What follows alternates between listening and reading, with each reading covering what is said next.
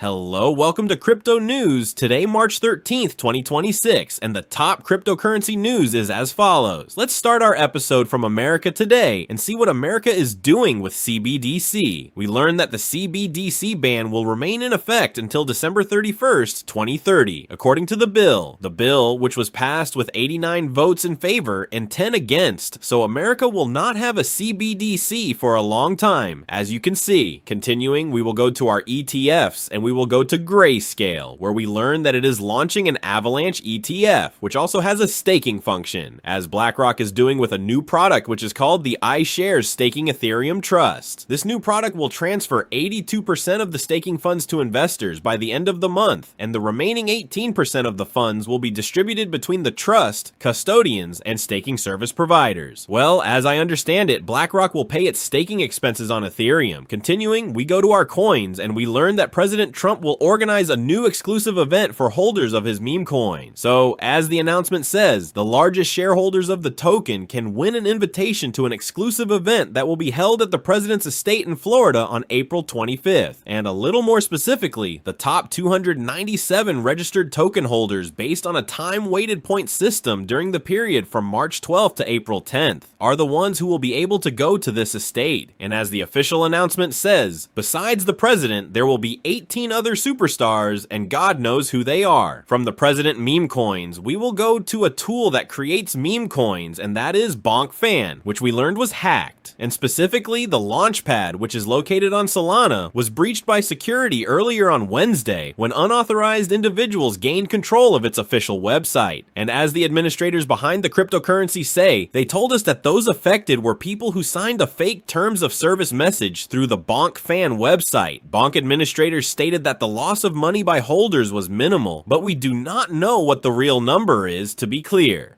Bonk's official announcement says that it was a front-end attack and that Solana smart contracts and funds have not been affected. However, as of the time of writing this episode, there has been no official announcement that Bonk Fun is working, so don't use it for now.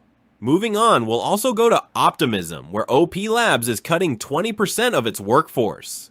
Let's just say that at least they say they didn't do it because of financial constraints, they just wanted to make the team run more efficiently, I would put it that way. However, everyone in the market is saying that this move was made because Base, Coinbase's Tier 2, is going to abandon Optimism's technology and build their own systems. For the last part of our day, we'll also touch on quantum computing and an article by ARK Invest, which says in very simple terms that the threat of quantum computing to Bitcoin is decades away. So at this point, as I understand it, they basically looked at existing quantum computing models and saw that they can affect Bitcoin. But what worries us as users is not the current models, it is the next models that will come in the next few years, which will be more powerful. And as with anything man-made, we scale it much faster. So, in the next few years, we expect much more powerful quantum computing systems, which may affect the cryptocurrency market. In no way will they break the Bitcoin code or the chain, as some say. The main problem will be the old wallets that may be affected, since then we will have quite powerful quantum computers. Continuing, it is time to go to our favorite cryptocurrency market with Bitcoin at $71,000. We are above our resistance. We want to see if we can support it. And let me tell you, in 5 days, we have the FOMC meeting on interest rates in the US, and as of today, President Trump is asking Jerome Powell to cut interest rates immediately to save the economy. And he didn't say it once, he said it twice, saying the second time that Jerome Powell shouldn't wait for the next Fed meeting to cut interest rates. He's basically saying he should do it now. And I'm absolutely confident that Jerome Powell will listen to the President of the United States. And that's exactly why, at the CME Group, we have a 99.9% chance in 5 days that there will be no interest rate cut, and interest rates will remain stable. And the only problem, as far as I can see, is that in 5 days there will be no interest rate cut.